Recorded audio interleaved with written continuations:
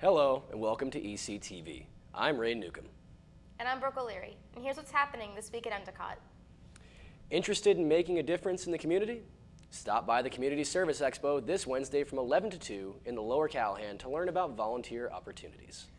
Stop by Tia's Theater in the VPAC at 7 p.m. to audition for the Drama Club's fall musical. At 8 p.m., head on over to the chapel to learn more about the Lighthouse Leadership Society. Looking for a late-night snack and some good company? Doc Riley's second barbecue of the year is happening at 9 p.m. at Beechwood. This Thursday, there will be activities in the Lower Callahan all day celebrating Constitution Day. At 4 p.m., spend some quality time with the elderly at the Beverly Council on Aging's game night. Looking to learn more about studying abroad? Attend the information session at 5 p.m. in the LSB Auditorium. Big Brother Big Sisters of Massachusetts Bay will be speaking in the LSB at 7 p.m. for a swipeable event. And now let's take it to sports with Matt Pritchard and Jessica Carroll. Take it away, guys.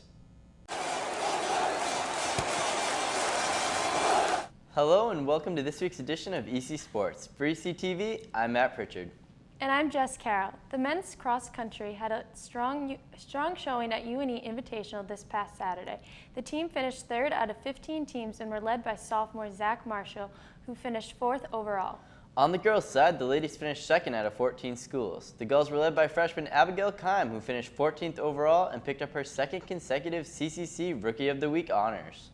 The football team suffered a tough loss to number 15 Hobart College 28-17. The girls had another big performance by freshman William Rivera, who picked up his second consecutive NEFC Defensive Rookie of the Week. The football team will be back in action Saturday the 19th at St. Lawrence. The field hockey team started off their week strong with a big win against Salem State before dropping 2 straight games to UMass Dartmouth and Colby College. The Gulls will be back in action at Salve Regina on the 16th, at home versus Roger Williams the 19th, and again at home versus UNE on Tuesday the 22nd. The men's golf team was in action at the Bowdoin Invitational this past weekend. The Gulls finished atop the board after the 2-day tournament. They were led by Ben Palzo, who earned CCC Player of the Week, and Christopher Billings, who earned CCC Rookie of the Week. They'll be back in action the 19th and 20th at Duke Nelson Invitational. The women's tennis team went to Roger Williams College on Saturday the 12th and claimed a 5-4 victory. The girls were led by Maxine Bergstein, who was named CCC Player of the Week. They'll be back in action Wednesday the 16th and Friday the 18th, where they will play host to Curry and Salem State. The girls would then head to Nichols Tuesday the 22nd for a CCC conference game. The women's volleyball team participated in the MIT Invitational this past weekend. The girls went 1-3 through the tournament with a win versus Bates and losses to Wesley Scranton and Bowdoin. The girls were led by junior Tori McKintry, who was named CCC Player of the Week. The girls will be back in action Wednesday the 16th at UMass Boston before traveling to New Jersey for the Stevens Tech Invitational. The men's soccer team kicked off their CCC campaign with a huge win away at UNE. The girls picked up a big 6-0 win, which puts them 1-0 in the CCC. They'll face their next CCC matchup Friday the 18th when they play host to defending CCC champions Nichols College. The women's soccer team dropped their first CCC game to UNE 2-0. The women's team will also play host to Nicholas Friday the 18th in their second CC matchup. That's all for this week for ECTV. I'm Matt Pritchard. And I'm Jess Carroll. See you next week. Looking to get free stuff? Wear blue this Friday to show your school spirit and get free stuff from Callahan beginning at noon. At 6:30 p.m. in Peabody, volunteer with the Northeast ARC for their Wild Wild West dance party. Zoolander will be playing in the chapel at 7 p.m., presented by Hillel. Spend some time in Lower Callahan at 9 p.m. at the Wicked Art Bar. Looking for something to do this Saturday? Sign up to take a day trip into Boston at noon and spend the day in the city. And now let's take it over to Jill Watch with 2 members of the Spoken Bird. I'm Jill Watch, and tonight I'm talking with Paige Shippey and Matt Coronite from the campus club Spoken Bird Poetry. Paige and Matt, how are you? Doing good. Good. How are you? Good, thank you. Would you like to share some of your work? Yes. We actually wrote an acrostic poem about 20 minutes ago as a group, so we'd like to share that with you. This is what Spoken Bird stands for. All right, so S is for seeing reality and projecting a fantastical fantasy onto it. P is for push poetic premonitions with pencil to paper. There's a little alliteration for you. O is for observational, astute minds at work that observe the world and write down observations about others observing. K is for keeping the poetic spirit alive in the tortured hearts of college students. E is everyone should join us. Join us. N is for nature, feelings, and inspiration.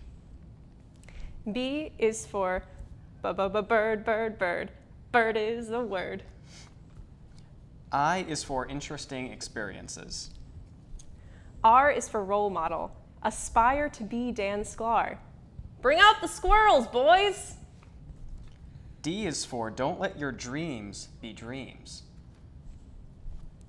And in case you didn't know, there is a silent C in birds, and that stands for cats. Always write about cats. And there you have it. Okay, that was great. Thank you for sharing that with us. So tell us a little bit about why poetry is important. Well, poetry just allows for free form of whatever is on your mind. You just have to regurgitate onto paper. And it's a gateway to be able to see the world around you and then turn it into thoughts and then revelations, really. Mm-hmm. Okay. When did you first start writing poetry? I actually only started writing poetry a few years ago when I first got to college, and as it said in this poem here, Dan Sklar was my inspiration, so. Okay.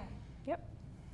Was there any instances in your life that inspired you to start writing? Like, was there a certain marking point in your life where you said, hey, look, I really think writing poetry would benefit me positively? Yeah, I mean, everyone goes through a transition freshman year, moving out of home, getting adjusted to roommates.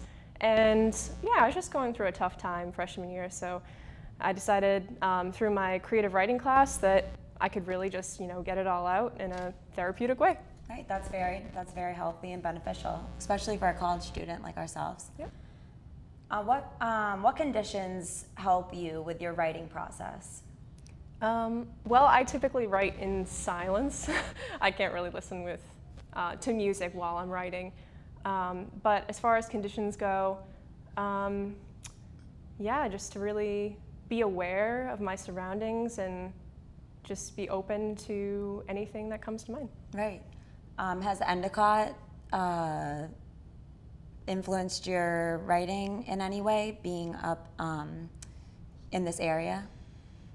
Definitely. I really haven't known any other area. I've always been a part of the North Shore region, but especially being by the water and the seascape, it's very nice, and writing about it is terrific. Right. That's awesome. What about you, Matt? What inspires you in your writing? Well, I myself am not a hardcore writer like Paige. I'm not a poet myself, but I do have inspiration for stories that I like to share, and writing is kind of a way. I find it easier to kind of write down inner thoughts more than I can speak them in some cases. Right. And writing is a thing that anyone can do to get involved at EC. So what is the relationship between your speaking voice and your writing voice? Well, that is a very interesting relationship. Writing, I don't know, it's just that I actually don't really have a voice when I'm writing. It just kind of pours out of me, and kind of like when you're reading, if you pronounce each letter in turn, it slows you down. When I'm writing, I am seeing the words kind of flow out on the paper. I'm not really sounding it out. As far as reading poetry, it's really about the presentation, and I mean, I've been a part of Poetry Out Loud, and it's really about the performance and your stage presence and how you communicate those deep emotions. Right. So Paige now will present to us her original poem, People, People, People. Yep. So this actually comes out of my book, Human Cycles. You can buy that online at lulu.com. So this is People, People, People. There's always going to be that person. The person who says they know everything when their deepest, darkest secret lies in doubting their own knowledge. The person who will convince you of their own validity and then lie to your face with a smile. The person who will never own up to something unless it involves self-gain. You can take this written word with a blind following or great suspicion, because in the end, I am a person. That was beautiful. Thank Thank you. you. Is there anything else you'd like to say? It'd be a great idea to join Spoken Bird if you feel like you'd like to speak your mind or have a comforting environment to go to. We're a really chill group. We don't really demand a lot. It's really just a nice comfort to have to come on Tuesdays and bring something to read or not. You can just sit back, relax, listen to what people have to read, and it's just nice to be exposed to a creative environment. Okay, so is there a Facebook page we could check out? Yes, it's called Spoken Bird Poetry, and I can add you if you message me. Okay, thank you so much, Paige. It was Right, so thank you. nice to speak with Nice you. to speak with you, too. Nice to speak with you, Matt. You can take the opportunity to volunteer this Sunday by signing up to either volunteer or walk at the North Shore Walk for Hospice or the Walk to End Alzheimer's. Head on over to Gully's at 1 p.m. for food and football to watch the Patriots take on the Bills. All day next Monday, you can stop by the Move It exhibition at the VPAC. Now over to Molly Goldstein with recent speaker John Dow. Hi, I'm Molly Goldstein, and today I'm here with John Dow, one of the Lost Boys of Sudan. Hello, John. How are you? Good, how are you? Thank you for joining us. So just to start off, just tell us a little bit about yourself and about your journey through Sudan and coming here to America. Yeah, thank you for inviting me. As you said, one of the South Sudanese Lost Boys came to United States 14 years ago. The name Lost Boys stick with us, but we're no longer boys. But it was a group of young men. But before we became men, it was a group of young boys who were abducted or chased out of our houses, our home, our villages in South Sudan by the soldiers sent to South Sudan from the northern part of Sudan, which was controlled by Muslims group. And they came to villages in South Sudan to, do all the things that you could think of by robbing, taking our cows, goats, our livestock, buildings burned down, some children abducted, especially women and young girls. All these atrocities took place in South Sudan. And in the midst of that, people like us, like others who are across the United States and also in Canada and Australia, fled their villages. And at some point, we converged in a place called Ethiopia, which is another country. And then we came there one by one, two, whatever numbers, and then we came together in a refugee camp in Ethiopia, was supported by the UNHCR, which is United Nations High Commissioner for Refugees, and also World Food Program came there to support us. But before we get that, along the way from our villages to Ethiopia, it was very difficult. There was nothing to eat, attacked by wild animals along the way, diseases, and starvations, killing some of the boys, and some didn't make it there. Those who were lucky, like myself, like others, made it to Ethiopia. And people who were very tall, a little bit older, like myself at the time when I was 12, put in charge of one group. And then now we then took care of ourselves, helped those who were very young, especially those who are 5 years to 9, who always cries. They want to see their mothers, they want to drink milk, they want to eat food. That was our life for 4 years in Ethiopia. The United Nations help us. All those agencies such as World Food Program, IRC help us, and and we were supported. 4 years later, we were again chased out of that country, which means that country changed government. The new government didn't like us, and so we moved back to South Sudan. The number of boys and girls and some adults, we became 27,000. Moving right back to South Sudan, crossed the border into South Sudan. So we were attacked along the way until we got to a different country called Kenya. That was in 1992. That's where we spent 9 years there. Then we were lucky enough that the United States sent agencies there to bring us to America. The Church World Service, the other organizations, through State Department, they helped us, brought us to United States. That's awesome. Wow, that's a very powerful story. Very powerful. So I know that you're featured in a movie called God Grew Tired of Us. And I was watching it, and I saw that it was interesting to see how you and some of the other boys were talking about how you come to America and you see these new, discover these new things that are everyday things for us, like an alarm clock. How weird was that coming here and discovering all these new things that we're so used to here? That's correct. So when we came to United States, before we came to America, it was as if we were going to the moon, or it was as if we were going to another planet, because we didn't know anybody here. It's the same things that when you go to the moon, you really don't know what you expect. And so when we came to America, it was totally foreign country. We do not know anybody. We have no relationship here in the United States. Things were very difficult. Learning how to use computer, learning how to deal with the weather here. Some part of the United States very cold, especially in the northeast of the United States, of course, the northern part of the United States too. Very cold. Didn't know how to deal with the weather, with the cold, with snow, and all of the thing. To drive a car, just very foreign, or very difficult. Learning how to do that while you're holding a job, and things like that. How to apply for financial aids. Some very simple things like taking a bus. You gotta have to. There's a way you can take a bus by dropping a coin into it called tokens and so on.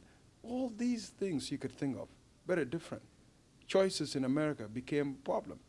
America have a lot of choices, and so in our case, in the refugee camp we didn't have choices. So you eat what you get, or you use what you have. In America, so many choices. So choices became a big problem.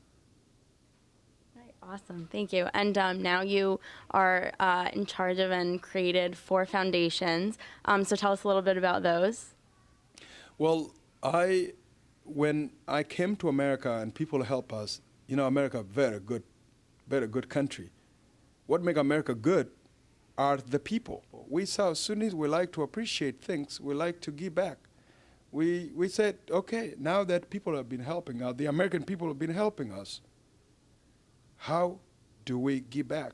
And this is when we start to think about things that we need to do to other people. I was not going to form 4 nonprofit organizations, but I started with one. The Lost Boy Foundation of New York raised about $35,000. Went on to form American Care for Sudan Foundation with the help of my American people in Skaneateles, New York, and Syracuse. Then the John Duff Foundation, which is my 3rd organization, with the help of people in Utah. Then the last organization is called South Sudan Institute, with the help of folks in Virginia and Washington, D.C. area. All these have been helping people.